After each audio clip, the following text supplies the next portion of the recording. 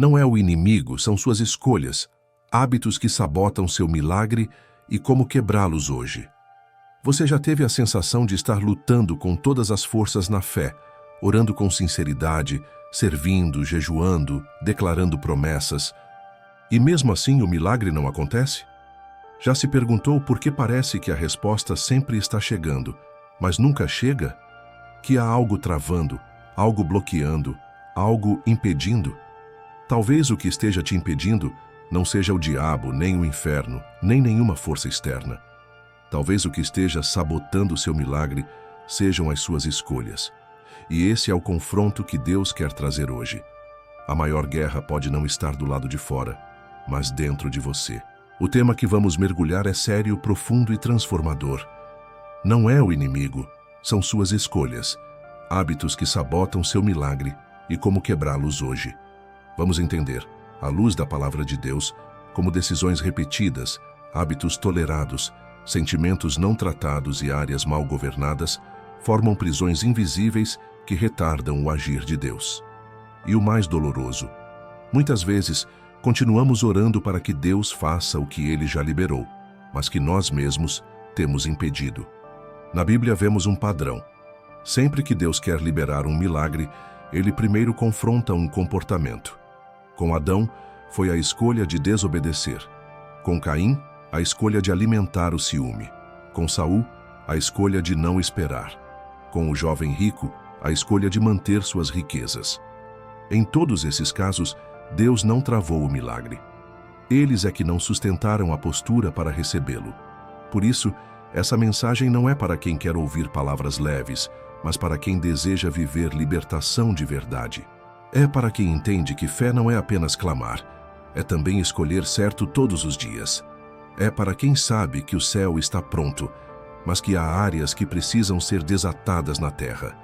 Como diz Mateus 16:19, tudo o que ligares na terra será ligado no céu, e tudo o que desligares na terra será desligado no céu. Se há travas aqui embaixo, é porque algo aqui embaixo precisa ser corrigido. Hoje você vai entender quais são os hábitos espirituais, emocionais e mentais que estão sabotando sua colheita. Mesmo que você esteja vivendo no altar, mesmo que esteja frequentando a igreja, mesmo que diga estar firme, porque nem todo desvio é escandaloso. Alguns são sutis, e são esses os mais perigosos. Vamos estudar juntos com profundidade bíblica, exemplos claros da palavra e reflexões que vão doer, mas também vão curar, porque essa mensagem é uma resposta para quem diz: Deus, por que ainda não aconteceu?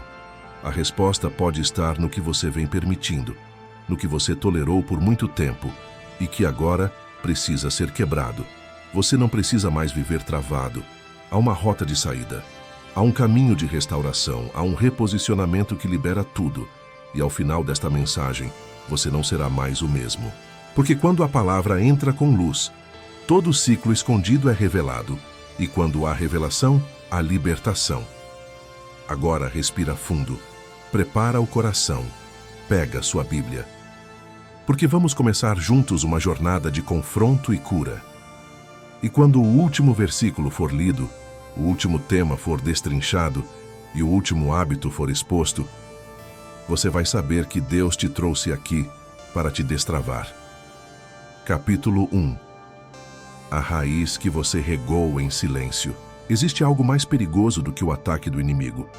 É o veneno que você mesmo cultiva dentro do peito e não tem coragem de encarar. É a raiz silenciosa da amargura, da mágoa, da injustiça não tratada. Aquela semente que entrou através de uma palavra que te feriu, de uma traição que você não esperava, de uma frustração que você tentou esquecer, mas nunca tratou de verdade. Essa raiz não grita, mas contamina. E o pior, você pode continuar indo à igreja, cantando, orando, se envolvendo com ministérios, e ainda assim manter essa raiz viva. Porque o comportamento externo pode estar impecável, mas o mundo espiritual responde ao que está dentro. A Bíblia é direta sobre isso em Hebreus 12:15. Tendo cuidado de que ninguém se prive da graça de Deus e de que nenhuma raiz de amargura brotando vos perturbe e por ela muitos sejam contaminados. Ou seja, A raiz de amargura não é apenas um sentimento escondido. Ela é uma estrutura espiritual que impede você de acessar a graça. O texto não diz que você perde a salvação, mas que você se priva da graça. E o que é a graça, senão a atuação livre, poderosa e sobrenatural de Deus em sua vida? Enquanto essa raiz estiver ativa, você continuará orando e não entendendo por que parece que o céu está longe. Continuará buscando e sentindo que está travado, porque existe algo que você regou por dentro e agora te afasta do favor de Deus. Essa raiz pode se apresentar de várias formas. Em alguns, é ressentimento não resolvido. Em outros, é o orgulho ferido. Em alguns, é o ciúme disfarçado de crítica. Em outros, é a dor guardada que virou identidade. Sou assim porque fui machucado. Mas Deus não te chamou para viver marcado por traumas. Ele te chamou para viver curado pela verdade. José do Egito é um exemplo.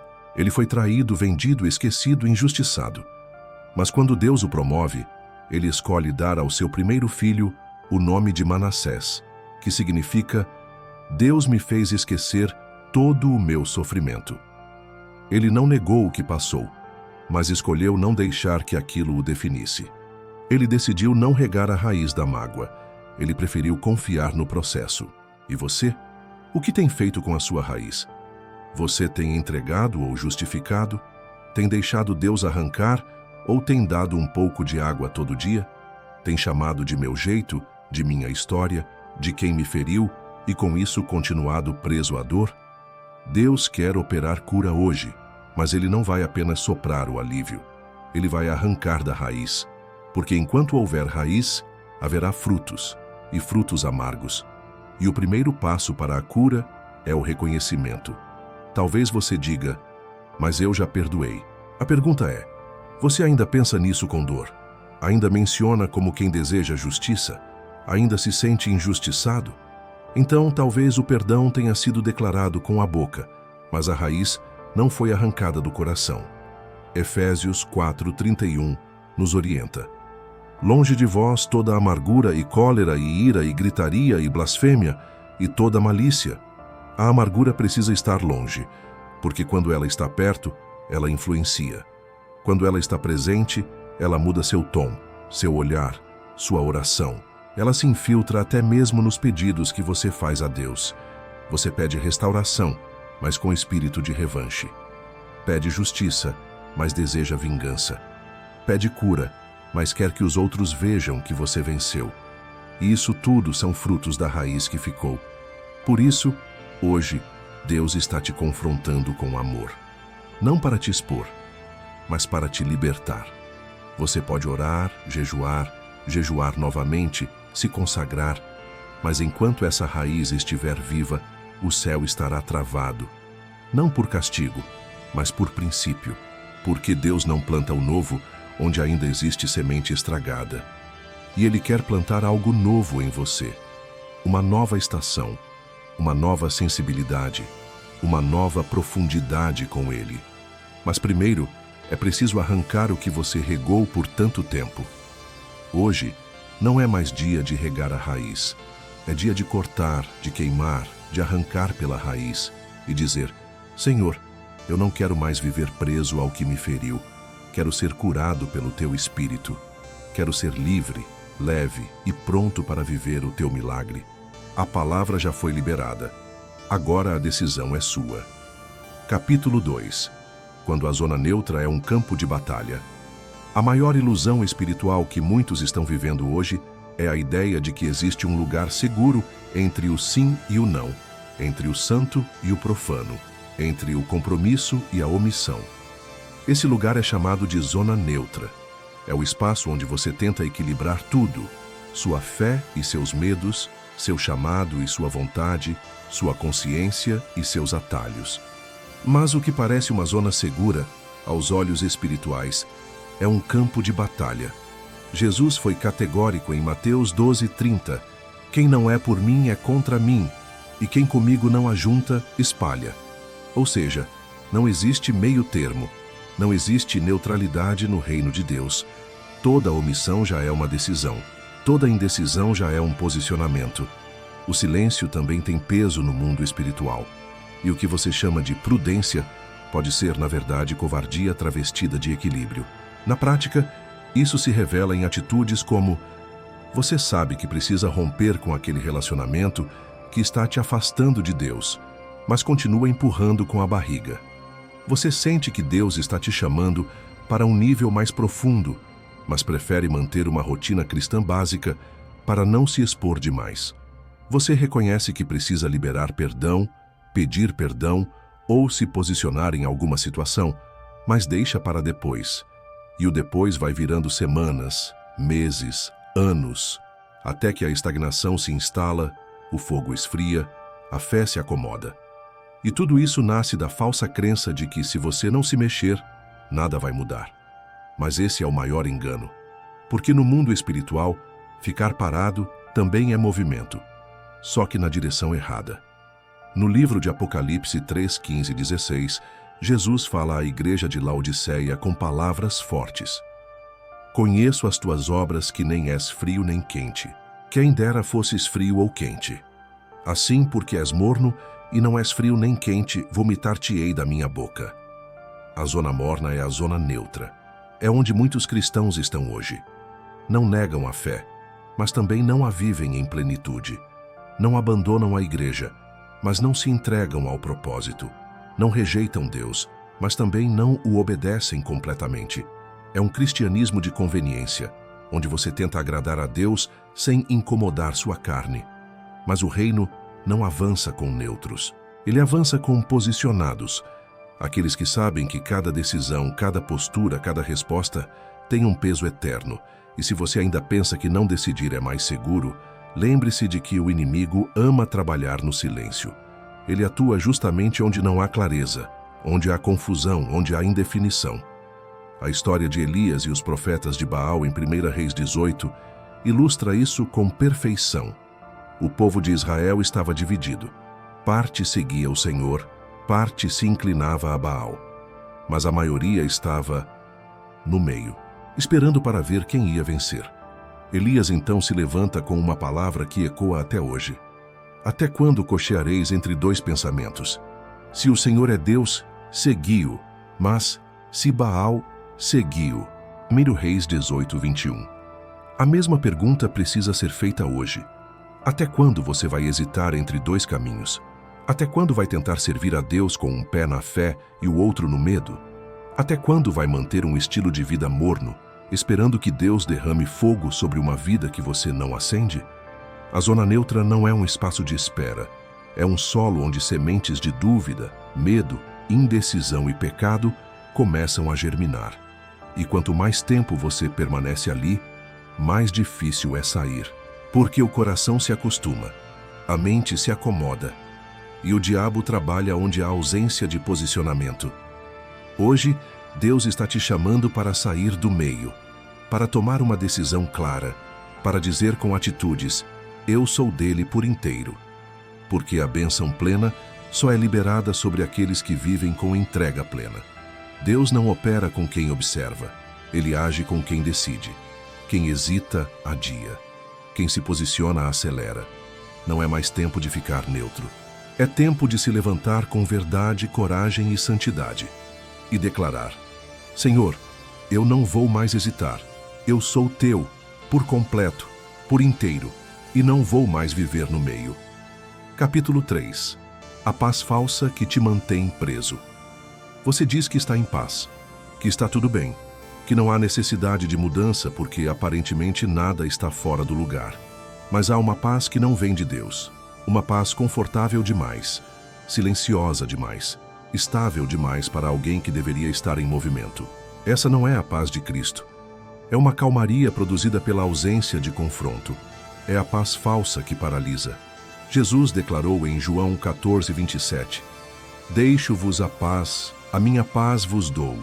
Não vou-la dou como o mundo a dá.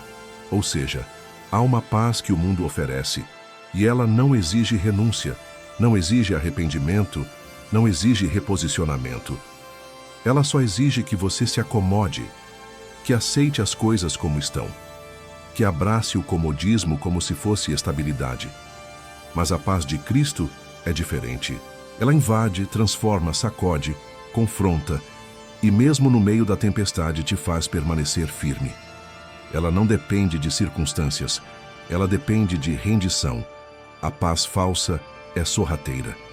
Você pensa que está bem porque ninguém está te cobrando, porque você não está vivendo escândalos, porque as coisas estão funcionando, mas por dentro seu espírito está dormente. A sensibilidade diminuiu, o fervor desapareceu. A expectativa pelo sobrenatural virou uma vaga lembrança.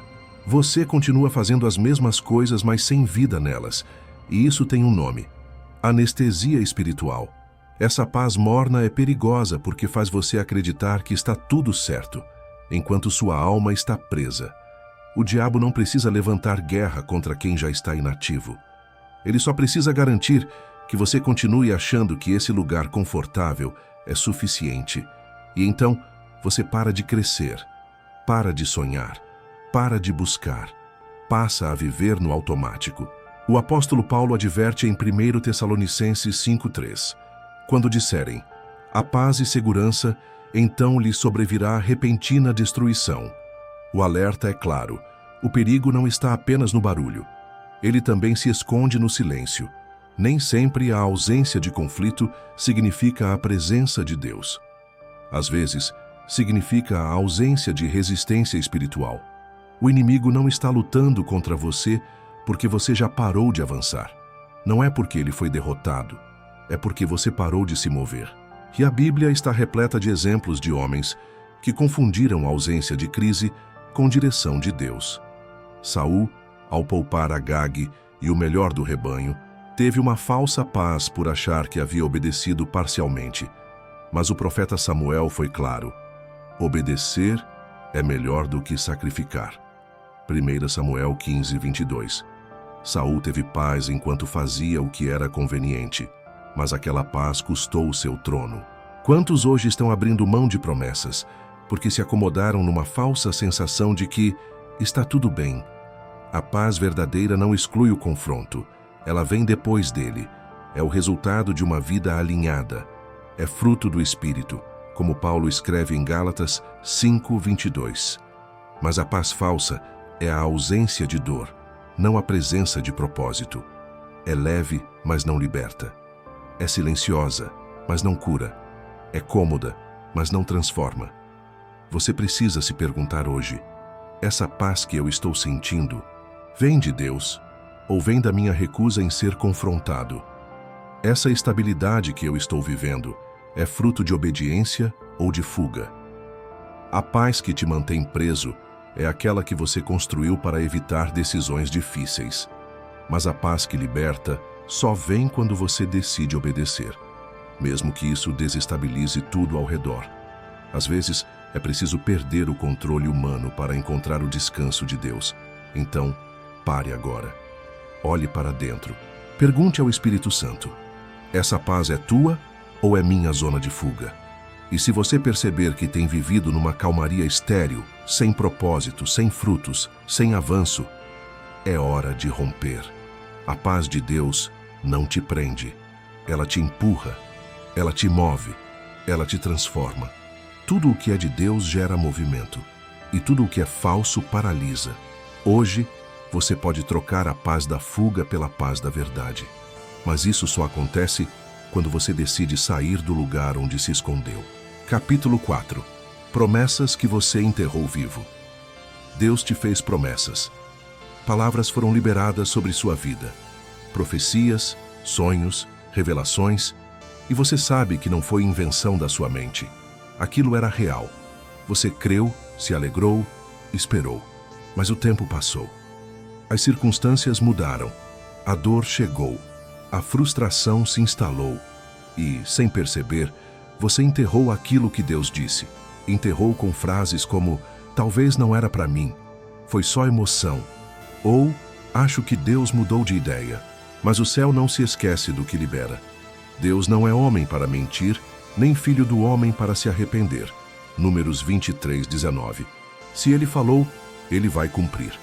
O problema não é se a promessa está viva, é se você ainda está posicionado para recebê-la. Em Ezequiel 37, Deus leva o profeta a um vale de ossos secos.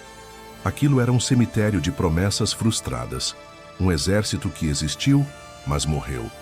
E a pergunta divina é provocadora: Filho do homem, poderão viver estes ossos? 3. Ezequiel não dá uma resposta direta. Ele diz: o Senhor, tu o sabes. E Deus o instrui, profetiza, declara, libera a vida. E quando Ezequiel obedece, os ossos voltam a se juntar. Carne cobre os corpos e o sopro de Deus entra neles. O que isso nos ensina? Que mesmo aquilo que parece morto ainda pode ser restaurado, se houver uma voz profética posicionada. Mas também revela que muitas promessas não morrem. São esquecidas, enterradas, ignoradas, deixadas para trás. Quantos vales você tem evitado olhar, porque sente vergonha de ter acreditado? Quantas palavras você arquivou porque o tempo esfriou sua fé? Quantos projetos ficaram no papel porque a decepção anulou sua coragem? Deus te diz hoje: não fui eu que mudei. Foi você que desistiu cedo demais. A palavra dele é viva e eficaz. Hebreus 4:12. Se não se cumpriu, não é porque morreu. É porque você parou de regar, parou de declarar, parou de crer. Abraão esperou 25 anos pela promessa. José esperou mais de 13 anos até ver o que foi profetizado. Davi foi ungido rei e depois voltou para cuidar de ovelhas. Em todos esses casos, a promessa parecia esquecida, mas Deus estava trabalhando no invisível, no tempo, no caráter, no ambiente. Isaías 55:11 nos dá uma certeza: assim será a palavra que sair da minha boca. Ela não voltará para mim vazia, mas fará o que me apraz e prosperará naquilo para que a enviei. Se Deus falou, está vivo, e se está vivo, pode ser reativado. Mas o que precisa ser quebrado hoje é o hábito de enterrar promessas antes da hora. Porque quando você desiste da promessa, você não só fecha o futuro, você adoece o presente. Fica pesado, cínico, incrédulo, seco. E tudo isso porque, lá atrás, você não soube como lidar com o tempo de espera. Deus está te chamando hoje para desenterrar, para voltar a profetizar, para voltar a orar com convicção, para voltar a sonhar com o que parecia impossível. Mas essa ressurreição exige ação. Ezequiel teve que falar, José teve que permanecer, Abraão teve que continuar andando. Você precisa se levantar da apatia espiritual e dizer: Senhor, eu ainda creio, mesmo que tenha doído, mesmo que tenha demorado, mesmo que tudo tenha dito o contrário. Porque fé não é sentimento, é convicção baseada na fidelidade de Deus. O vale de ossos secos pode ser o seu passado, mas Deus quer transformar esse vale no cenário da sua glória. A promessa não morreu. Ela só está esperando você voltar a crer. Capítulo 5. Quando você vira refém da própria imagem. Você não percebeu quando aconteceu, mas aos poucos a expectativa dos outros começou a te moldar. O olhar das pessoas se tornou um espelho que você tenta agradar o tempo todo. Você virou refém da imagem que construiu, do papel que assumiu, da postura que te esperam. Agora, não é mais sobre quem você realmente é, mas sobre o que os outros pensam que você deveria ser. E esse cárcere invisível tem um nome: vaidade espiritual. Não a vaidade superficial de roupas ou aparências, mas a vaidade interna, de tentar parecer mais firme do que realmente está, de não mostrar fragilidade para não decepcionar, de esconder dúvidas, medos, dores, para manter a reputação. Você se acostumou a parecer forte, mas por dentro está exausto. A Bíblia nos adverte contra isso em Gálatas 6:3. Porque se alguém julga ser alguma coisa, não sendo nada, engana-se a si mesmo. A pior mentira não é aquela que se diz para os outros, é a que você conta para si mesmo todos os dias. E a principal mentira que o inimigo quer te fazer acreditar é que você precisa manter a imagem a qualquer custo, mesmo que isso te custe a liberdade. A imagem pode te dar aplausos, mas nunca vai te dar cura, porque Deus não toca o que você finge ser. Ele só cura o que você entrega. E enquanto você continuar encenando, o Espírito Santo vai esperar. Ele não força a entrada, Ele se move onde há verdade. A Bíblia diz em João 8,32: Conhecereis a verdade e a verdade vos libertará. Mas como ser liberto se você não admite o que está realmente sentindo? Como ser tratado se o altar virou palco? Como receber socorro se você aprendeu a nunca pedir ajuda? Esse hábito de sustentar a imagem é uma prisão cruel, porque você pode estar cercado de gente e ainda assim se sentir sozinho. Pode ser respeitado por muitos e ainda assim não ser conhecido por ninguém. Pode estar no centro da roda, mas com o coração longe do centro da vontade de Deus. No Evangelho de Lucas 18, Jesus conta uma parábola sobre dois homens que foram orar, o fariseu e o publicano. O fariseu orava de pé, em voz alta, se gabando de sua espiritualidade.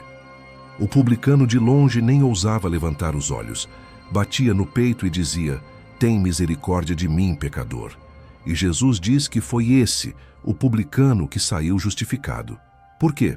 Porque Deus não responde aparência. Deus responde quebrantamento. Talvez você precise admitir hoje: estou cansado de tentar sustentar uma imagem. Quero voltar a ser real diante de Deus. Não importa se os outros vão entender. O que importa é que o céu vai responder. Porque Deus se move em ambientes de verdade. Você não foi chamado para representar santidade. Foi chamado para viver transformação. Você não foi chamado para parecer liberto. Foi chamado para ser liberto. E isso começa quando você rasga a imagem que criou e se apresenta como realmente está. Hoje, Deus te chama de volta à essência, ao altar onde você não precisa ser forte, onde você pode chorar, onde você pode desabar, onde Ele te encontra, te limpa, te levanta e te usa do jeito certo, sem máscara, sem performance, sem prisão. Capítulo 6. Escolhas que vêm do medo, não da fé. Quantas das suas decisões foram de fato tomadas com base na fé? E quantas nasceram do medo? Medo de dar errado, medo de perder, medo de se frustrar de novo, medo de não ser aceito, medo de sair do controle. O medo paralisa, mas também disfarça. Ele se veste de prudência, de cautela, até de sabedoria. Mas no fundo, o que você chama de precaução pode ser apenas a voz do medo decidindo por você. Em Romanos 14:23 está escrito: Tudo o que não provém da fé é pecado. Ou seja, toda escolha que nasce fora da convicção, da obediência, da confiança em Deus é pecado. É uma violação do princípio espiritual da dependência. Você pode até estar certo aos olhos humanos, mas estar errado no espírito, porque o céu não trabalha com decisões baseadas em pânico, mas em propósito. A Bíblia nos dá um exemplo marcante em Números 13 e 14. Moisés envia 12 espias para conhecer a terra prometida. Todos veem a mesma terra, as mesmas uvas, os mesmos gigantes, mas 10 deles voltam com um relatório dominado pelo medo. Dizem que o povo de lá é forte demais, que eles são pequenos como gafanhotos. Apenas 2, Josué e Calebe, voltam com fé, convictos de que Deus os faria conquistar. O que aconteceu com aqueles que decidiram com base no medo? Eles paralisaram uma geração inteira. Ninguém entrou na terra. O medo custou 40 anos no deserto. Medo disfarçado de bom senso. Medo com discurso de realidade. Medo com aparência de lógica. Mas era medo. E o medo travou o propósito. Você pode estar vivendo isso hoje, justificando sua paralisia com frases como: não é o momento, ainda não me sinto pronto, estou esperando mais clareza. Mas por trás dessas palavras está a insegurança de quem foi ferido antes, e agora prefere ficar onde está, porque é mais seguro. Só que Deus não opera em ambientes de segurança humana. Ele se manifesta quando você sai do barco, quando você pisa no desconhecido, quando você vai com medo mesmo, mas com fé. Hebreus 11:6 diz: sem fé é impossível agradar a Deus. O medo te protege da dor, mas também te impede da promessa. Ele te mantém intacto, mas vazio, inteiro por fora, frustrado por dentro. Porque nada acontece quando você só se movimenta no conforto. E milagres nunca acontecem na zona segura. Abraão só viveu o cumprimento quando saiu de onde estava.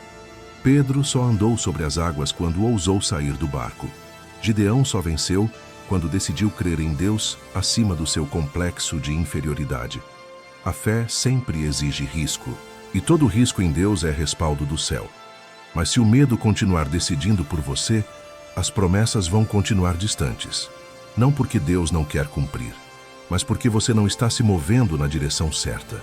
Hoje o Espírito Santo quer quebrar esse ciclo e te fazer entender que o medo pode até bater, mas não pode sentar no trono do seu coração. A direção da sua vida não pode ser guiada por traumas, por falhas passadas, por temores futuros. A direção precisa vir da palavra. E a palavra sempre chama para a obediência. Você pode continuar adiando, mas isso vai te custar mais tempo, mais peso, mais frustração. Ou você pode decidir, hoje, viver por fé, romper, confiar, obedecer, porque onde há fé, o impossível se torna acessível. Capítulo 7. O Evangelho de conforto que você criou. O Evangelho de Jesus nunca foi sobre conforto, sempre foi sobre cruz, sempre foi sobre negar a si mesmo, tomar a cruz a cada dia e segui-lo, mesmo que doa, mesmo que sangre, mesmo que custe. Mas nos últimos tempos, muitos têm trocado esse Evangelho por uma versão mais palatável, mais fácil de viver, mais adaptada ao estilo de vida moderno. É o Evangelho do conforto. O Evangelho moldado pela conveniência e não pela verdade. Jesus advertiu sobre isso em Lucas 9:23. Se alguém quer vir após mim, negue-se a si mesmo, tome cada dia a sua cruz e siga-me. Essa palavra negue-se desapareceu do vocabulário de muitos cristãos, porque negar-se dói, é desconfortável, requer renúncia, e o Evangelho de conforto diz justamente o oposto. Você pode ser quem quiser e ainda assim ter o céu. Esse Evangelho não confronta, não exige transformação, não chama ao arrependimento. Ele abraça o erro como se fosse parte do processo e troca santidade por autoajuda. E então nascem frases como: Deus me entende assim mesmo. O importante é ser feliz. Meu coração é bom. Mas o profeta Jeremias já nos alertava: enganoso é o coração mais do que todas as coisas e perverso, quem o conhecerá? Jeremias 17:9. O Evangelho não é sobre se sentir bem, é sobre ser transformado, e transformação implica confronto. O Evangelho do conforto anestesia a consciência. Você continua vivendo longe da vontade de Deus, mas se sente bem porque criou uma teologia que te sustenta nesse lugar. Uma teologia sem peso, sem responsabilidade, sem verdade. Um evangelho leve demais para carregar a glória que você tanto pede. Mas Deus não opera sobre atalhos, Ele age sobre princípios. A cruz que você tenta evitar é justamente a ponte que te leva para o destino que você tanto clama. O apóstolo Paulo escreveu a Timóteo com clareza profética sobre os nossos dias. Porque virá tempo em que não suportarão a sã doutrina, mas, tendo comichão nos ouvidos, amontoarão para si doutores conforme as suas próprias concupiscências. 2 Timóteo 4:3. Esse tempo chegou. Pessoas buscando pregadores que dizem o que elas querem ouvir, gente fugindo de mensagens duras, um povo que ama palavras que afagam, mas rejeita as que queimam. Só que o fogo da palavra não vem para queimar seu valor. Ele vem para queimar o pecado que ainda está escondido. O evangelho verdadeiro vai te ferir antes de te curar, vai te quebrar antes de te reconstruir, vai te humilhar antes de te exaltar. Mas ao final, você não será apenas motivado, você será santificado. Você pode continuar servindo a um Deus feito à sua imagem, que te agrada, mas não te transforma. Ou pode se render ao Deus verdadeiro, que te chama para um caminho estreito, mas que conduz à vida. O evangelho que não te custa nada, não te leva a lugar algum. E o milagre que você tanto espera não será liberado enquanto você continuar vivendo sobre fundamentos frágeis, doutrinas convenientes e verdades distorcidas. Hoje Deus te chama de volta ao Evangelho de Jesus, não ao que te faz se sentir bem, mas ao que te faz ser novo. E a escolha está diante de você agora. Capítulo 8. A repetição que desativa o sobrenatural. Você já se sentiu como se estivesse fazendo tudo certo, mas nada acontecesse? Como se estivesse orando, jejuando, participando dos cultos, lendo a Bíblia, mas tudo parecesse travado, automático, sem vida? Isso não acontece porque você parou. Acontece porque você continuou, sem intenção, sem fervor, sem entrega. A repetição, quando não está cheia de fé, desativa o sobrenatural. Jesus alertou sobre isso em Mateus 6:7. E orando, não useis de vãs repetições, como os gentios, que pensam que por muito falarem serão ouvidos. Vãs repetições. O que é isso? É quando o corpo ora, mas o coração está longe. É quando os lábios adoram, mas a mente está distraída. É quando o hábito substitui a presença. E o que era para ser relacionamento vira rotina. Deus não responde a movimentos automáticos. Ele responde a corações disponíveis. A repetição por si só não é o problema. A palavra nos ensina a perseverar na oração, a meditar de dia e de noite, a clamar continuamente. Mas a repetição sem profundidade, sem sinceridade, sem dependência, se torna mecanismo religioso vazio. E o céu não se move por fórmulas, ele se move por fé. Isaías 29:13 retrata com precisão: Este povo se aproxima de mim com a sua boca, e com os seus lábios me honra, mas o seu coração se afasta para longe de mim. Você pode estar cheio de palavras espirituais e ainda assim vazio de presença. Pode estar envolvido com tudo, mas conectado com nada. Pode ter uma agenda espiritual cheia, mas um espírito seco. O povo de Israel oferecia sacrifícios continuamente, mas chegou um momento em que Deus rejeitou tudo. Em Amós 5:21 ele diz: Aborreço, desprezo as vossas festas e com as vossas assembleias solenes não tenho prazer. Por quê? Porque faziam por obrigação, sem verdade, sem quebrantamento. O culto continuava, a liturgia permanecia, mas Deus já não estava mais ali. E o mesmo pode estar acontecendo hoje com você. Você aprendeu a linguagem do céu, mas perdeu o acesso ao coração dele. Você sabe como começar a oração, o tom de voz da adoração, os versos certos para declarar. Mas tudo isso pode ter virado um padrão. E o padrão sem unção vira ruído. O sobrenatural requer intenção, requer reverência, requer desejo. Não se trata de fazer muito. Se trata de fazer com profundidade. A mulher do fluxo de sangue tocou Jesus uma única vez, mas com fé. E dele saiu virtude. Marta corria para organizar, Maria escolheu sentar-se. E foi dela que Jesus disse: Ela escolheu a melhor parte. Lucas 10:42. Hoje o Espírito Santo te chama para voltar a fazer o que você já faz, mas com verdade, para orar com consciência, para louvar com quebrantamento, para buscar com sede. O costume não pode mais liderar sua vida espiritual. A rotina não pode mais ser o seu alimento. Você precisa reencontrar o motivo pelo qual começou. O fogo não volta com mais práticas. O fogo volta com mais profundidade. E quando você decide sair do automático, o céu começa a se mover de novo. Capítulo 9. A aliança que você nunca rompeu. Você já tomou decisões externas para mudar, já cortou pessoas, já saiu de ambientes, já se afastou de situações. Mas mesmo com tudo isso, por que ainda se sente preso? Por que as tentações continuam recorrentes? Por que o ciclo parece sempre reiniciar? É porque há alianças internas que você nunca rompeu. Nem toda aliança é visível. Algumas são espirituais, outras são emocionais, outras comportamentais. São pactos que você fez com a dor, com o passado, com o orgulho, com a carência, e que continuam operando dentro de você, mesmo que por fora tudo pareça resolvido.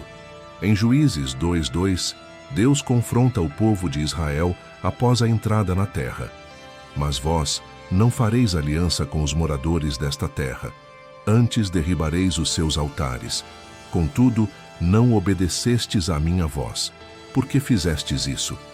Eles já estavam no lugar da promessa, mas ainda conviviam com alianças proibidas, ainda toleravam estruturas que Deus mandou destruir. E o resultado? O inimigo continuava tendo acesso. Porque aliança é acesso. Aquilo que você ainda não rompeu espiritualmente continua tendo direito de agir emocionalmente. Talvez você tenha rompido com o adultério, mas ainda tem aliança com a carência. Rompeu com a pornografia, mas ainda tem aliança com a solidão. Rompeu com uma amizade tóxica, mas ainda tem aliança com a necessidade de aprovação. Rompeu com uma prática errada, mas ainda tem aliança com a culpa que te aprisiona. E o mais perigoso? Muitas dessas alianças são alimentadas em segredo, com pensamentos, lembranças, fantasias, argumentos. Você diz que não quer mais aquilo, mas volta para visitar a memória. E toda vez que visita, reacende. Toda vez que alimenta, fortalece. Toda vez que justifica, perpetua. A palavra de Deus nos ensina, em 2 Coríntios 10, 4, 5. Porque as armas da nossa milícia não são carnais, e sim poderosas em Deus, para destruir fortalezas, anulando sofismas e toda altivez que se levanta contra o conhecimento de Deus, e levando cativo todo o pensamento à obediência de Cristo. Você precisa guerrear contra pensamentos que sustentam alianças antigas, porque enquanto houver legalidade, haverá opressão. Enquanto houver tolerância, haverá influência. Enquanto houver espaço, haverá interferência. Gideão só foi usado por Deus depois de derrubar o altar de Baal que estava na casa do seu pai. Juízes 6:25. O anjo já havia aparecido. A palavra já havia sido liberada. Mas a aliança errada precisava ser desfeita antes do avanço. Hoje, o Espírito Santo está te mostrando. Há alianças invisíveis que ainda seguram sua vida no mesmo lugar. E você só vai experimentar libertação plena quando decidir romper de verdade. Não basta parar de praticar. É preciso destruir o altar. Não basta sair do ambiente. É preciso arrancar o vínculo. Não basta declarar libertação. É preciso se posicionar com firmeza espiritual. Não aceite mais conviver com altares estranhos em sua alma. O lugar onde Deus quer habitar precisa estar limpo. E hoje, Ele está pronto para fazer isso. Se você estiver pronto para rasgar, renunciar e romper. Capítulo 10. O vício em esperar o tempo certo. Há uma expressão muito usada entre cristãos. Estou esperando o tempo de Deus. À primeira vista parece fé, parece sabedoria, parece maturidade. Mas em muitos casos é apenas uma desculpa sofisticada para a procrastinação espiritual. Um hábito disfarçado de santidade que retarda decisões que Deus já ordenou que fossem tomadas. O problema não é esperar o tempo de Deus. O problema é usar isso como uma forma de fugir da responsabilidade, de evitar o confronto, de adiar o chamado, de justificar a omissão. E isso se torna um vício, um ciclo onde tudo é sempre para depois. Tudo é para um futuro indefinido. Tudo está em oração. Tudo está no tempo de Deus. Mas na prática, nada muda. Jesus, em João 9,4, disse: É necessário que façamos as obras daquele que me enviou enquanto é dia. A noite vem, quando ninguém pode trabalhar. Existe um tempo que não volta, um dia que se perde, uma janela que se fecha. E muitos estão espiritualmente paralisados porque foram ensinados a esperar um sinal extraordinário, uma confirmação absurda, uma voz audível, um anjo que desça. E enquanto esperam o extraordinário, ignoram a ordem já revelada. Deus não precisa repetir o que já está escrito. Não precisa confirmar o que já é claro. Não precisa dar mais sinais quando já deu a direção. A verdade é que, muitas vezes, você já sabe o que tem que fazer. Só não quer pagar o preço. Você já sabe que precisa se posicionar, mas isso custa. Você já sabe que precisa perdoar, mas isso dói. Você já sabe que precisa romper, mas isso vai doer em alguém. Então você escolhe se esconder atrás da espera. Mas o que você chama de tempo de Deus, o céu chama de desobediência. A procrastinação espiritual é uma estratégia do inimigo, porque ela não te faz rejeitar o plano de Deus, ela só te faz adiá-lo. E o adiamento constante mata o destino de quem foi chamado para agir com ousadia. Em Eclesiastes 11:4, Salomão escreveu: Quem observa o vento nunca semeará, e o que olha para as nuvens nunca cegará. Se você esperar todas as condições perfeitas, nunca vai começar, nunca vai obedecer, nunca vai agir. Pedro teve que sair do barco em meio à tempestade.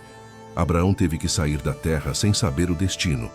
Josué teve que colocar os pés no Jordão antes da água se abrir. E você? Vai esperar até quando? O milagre está disponível, mas ele só se manifesta quando há movimento. O céu está pronto para agir, mas só age quando você pisa. A bênção foi liberada, mas só se revela quando há obediência prática. Hoje, Deus te chama a sair do lugar de espera passiva. Ele te chama para uma fé ativa, corajosa, firme. Porque o tempo certo não é quando tudo está perfeito. O tempo certo é quando a palavra já foi liberada. E ela já foi. Capítulo 11. Ciclos que se repetem. Porque você os justifica. Você já percebeu como certos padrões parecem sempre voltar? Situações que se repetem. Emoções que ressurgem.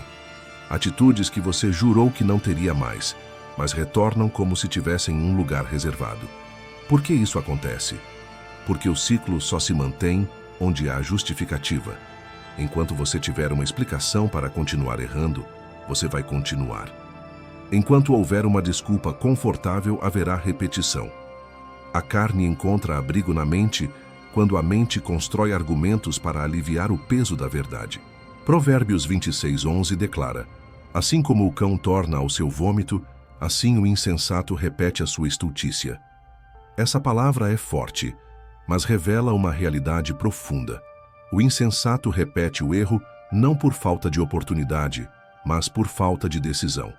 Ele racionaliza, relativiza, argumenta. Ele diz: não é tão grave. Todo mundo faz. Deus conhece meu coração. É só uma fase. Mas esses pensamentos não aliviam, apenas aprisionam. Você só quebra um ciclo quando assume que ele não é aceitável. Enquanto você tolera, você mantém. Enquanto você justifica, você alimenta. Enquanto você relativiza, você fortalece. Israel ficou 40 anos no deserto por causa de um padrão que se repetia. Murmuravam, desobedeciam, questionavam a liderança, duvidavam da promessa. E sempre voltavam ao ponto de partida. Porque o que não é confrontado se perpetua. 1 João 1:9 diz: Se confessarmos os nossos pecados, Ele é fiel e justo para nos perdoar e nos purificar de toda injustiça. Mas a confissão verdadeira exige reconhecimento pleno. E isso só acontece quando você para de se esconder atrás de narrativas convenientes. Quantas vezes você disse que era só um desabafo, mas no fundo era fofoca? Quantas vezes disse que era só um deslize, mas era um comportamento recorrente? Quantas vezes disse que estava tudo bem, mas a alma estava cheia de mágoa, orgulho, inveja? Deus não pode curar o que você esconde, não pode transformar o que você defende, não pode libertar o que você protege.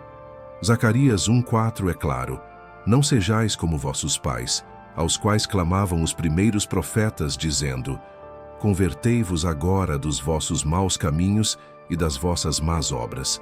Mas não ouviram, nem me escutaram, diz o Senhor. O chamado hoje é para quebrar o ciclo, não com emoção, mas com convicção. Não com promessas vazias, mas com posicionamento real. E isso começa ao arrancar toda a justificativa que você usava para continuar. Ciclos são mantidos por permissões invisíveis. Hoje você pode cancelar essa permissão. Você pode dizer: chega, acabou, não mais. E quando o ciclo é quebrado, o novo começa a fluir. Capítulo 12. A pressa. Queima o processo. A impaciência é uma das maiores sabotagens do milagre. Quando você tenta acelerar o que Deus está construindo, você corre o risco de abortar o plano maior por não suportar o tempo da formação. E o que poderia ser bênção se torna frustração. O que era promessa se transforma em peso. O que era para ser amadurecido é entregue cru e queima tudo ao redor. O processo de Deus é pedagógico. Ele ensina enquanto molda. Ele esvazia enquanto prepara. Ele retira para depois entregar. Mas quando o coração está ansioso, ele despreza o caminho e foca só na chegada. Quer logo o cargo, mas não passou pela prova. Quer logo o casamento, mas não aprendeu a amar. Quer logo o púlpito, mas nunca se assentou para ouvir.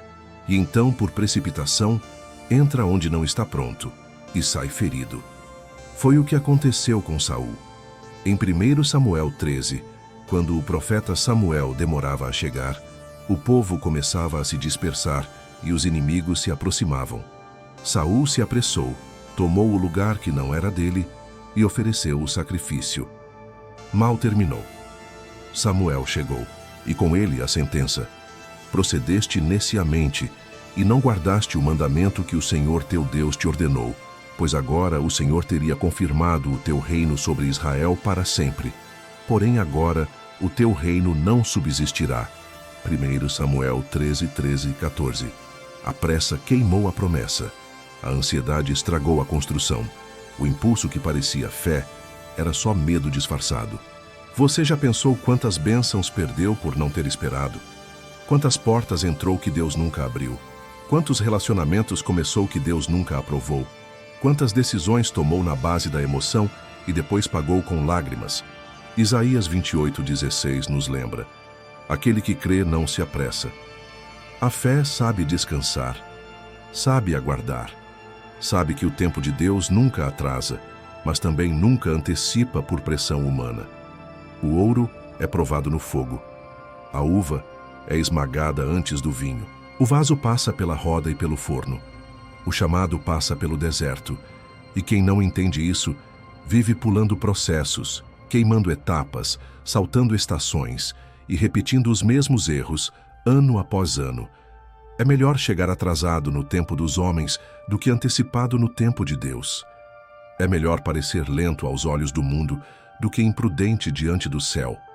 Porque o processo não é só sobre o que você vai receber, é sobre quem você está se tornando enquanto espera. Hoje, Deus te convida a alinhar teu coração com o ritmo dele, a não se mover por ansiedade, mas por direção, a não correr por medo de perder, mas a caminhar com confiança de que o que é seu, no tempo certo, será liberado. Confia no processo. Ele não é punição, é preparação. E quem suporta o fogo, carrega a glória. Capítulo 13. O som da tua desobediência no mundo espiritual. A desobediência não é silenciosa no mundo espiritual. Aos olhos humanos, pode parecer apenas um ato isolado, uma escolha pessoal, uma decisão discreta. Mas no reino invisível, cada passo fora da vontade de Deus reverbera com ecos profundos que alteram atmosferas, bloqueiam acessos e silenciam o agir divino. A obediência é uma linguagem e a desobediência também é. Ambas falam e o céu ouve. Em Deuteronômio 28, Deus deixa claro que a bênção é consequência da obediência e a maldição da desobediência. Isso não é sobre castigo, é sobre consequência espiritual. O mundo espiritual se movimenta a partir de princípios. E quando você quebra um princípio, você não quebra apenas uma regra, você quebra o fluxo. Jonas é um exemplo gritante. Deus deu uma direção clara: levanta-te e vai a Nínive. Mas Jonas preferiu ir para Tarsis. Desobedeceu, comprou passagem, embarcou no navio, se escondeu no porão e o mar se revoltou. O mundo natural respondeu à sua desobediência. A tempestade não veio por acaso. Ela veio porque havia ruído espiritual gerado por uma fuga consciente. A tua resistência à voz de Deus gera ruídos invisíveis, cria tormentas emocionais, trava relacionamentos, interrompe processos, abre brechas espirituais. Você pode até continuar frequentando a igreja, servindo, cantando, pregando, mas se há uma área onde você tem desobedecido, o mundo espiritual registra. E Deus, que é justo, não pode liberar plenitude sobre alguém que insiste em manter partes da vida em rebelião. Tiago 4:17 diz: Aquele, pois, que sabe fazer o bem e o não faz, comete pecado. Ou seja, não se trata apenas do erro evidente, mas da resistência sutil, daquela instrução que você finge não ouvir, daquela reconciliação que você adia, daquele hábito que você já sabe que precisa abandonar, daquela entrega que você evita. Cada não que você dá a Deus ecoa com força e te afasta da rota do milagre. Mas há uma saída, e ela começa com o arrependimento real, com o reconhecimento de que sua vontade não é superior à vontade dele, com a decisão de parar de lutar contra o Espírito e começar a cooperar com ele. Salmo 51:17 diz: Coração quebrantado e contrito, ó Deus, não desprezarás. Se hoje você se quebranta e volta, o céu se move. O que estava travado pode fluir. O que estava longe pode se aproximar. O que parecia perdido pode ser restaurado. Porque a obediência não é apenas uma exigência, é uma chave. E quando ela gira, o céu responde. Capítulo 14. Milagres não chegam, onde há ausência de governo pessoal. O céu responde à fé, mas também exige responsabilidade. E há algo que muitos ainda não entenderam. Deus não libera milagres em ambientes desgovernados. Ele não entrega bênçãos onde não há estrutura para sustentá-las. Ele não libera recursos onde tudo se perde. Ele não derrama unção onde não há governo pessoal. Governo pessoal é o domínio do Espírito sobre sua mente, suas emoções, seus impulsos. É a capacidade de dizer não quando a carne grita, de resistir quando o ambiente seduz, de permanecer quando tudo convida à fuga. É uma vida onde a alma se submete à palavra e não ao caos. Provérbios 25:28 diz: Como cidade derrubada, que não tem muros, assim é o homem que não pode conter o seu espírito. Sem governo pessoal, você se torna vulnerável. O inimigo entra com facilidade. As emoções dominam com rapidez. As decisões são tomadas por carência, por orgulho, por pressa. E o milagre que você tanto pede se torna impossível de ser sustentado quando chega. Já pensou se Deus te entregasse hoje tudo aquilo que você pede em oração? Você teria estrutura para lidar? Teria sabedoria para administrar? Teria maturidade para não perder? Muitos estão pedindo casamento, mas não têm domínio sobre suas carências. Pedem prosperidade, mas não sabem controlar o consumo. Pedem ministério, mas não controlam a língua, o ego, os impulsos. Lucas 16:10 deixa claro: quem é fiel no pouco também é fiel no muito. E quem é injusto no pouco também é injusto no muito. O que você faz com o pouco revela se está pronto para o muito. O modo como você governa sua vida em segredo mostra se pode ser confiado com algo maior. E Deus, como um pai sábio, não entrega uma herança a um filho imaturo. Ele espera o crescimento. O milagre é uma manifestação da graça, sim, mas também é sustentado pela responsabilidade, e a graça não anula princípios, ela nos capacita a cumpri-los. Por isso, talvez o que te trava hoje não é a falta de fé, é a falta de governo. Deus quer te entregar, mas antes quer te alinhar, quer te abençoar, mas antes quer te preparar, quer te mover, mas antes quer te firmar. Chegou a hora de ajustar sua vida, de alinhar suas emoções, de fortalecer sua mente, de parar de orar pedindo respostas e começar a viver com coerência.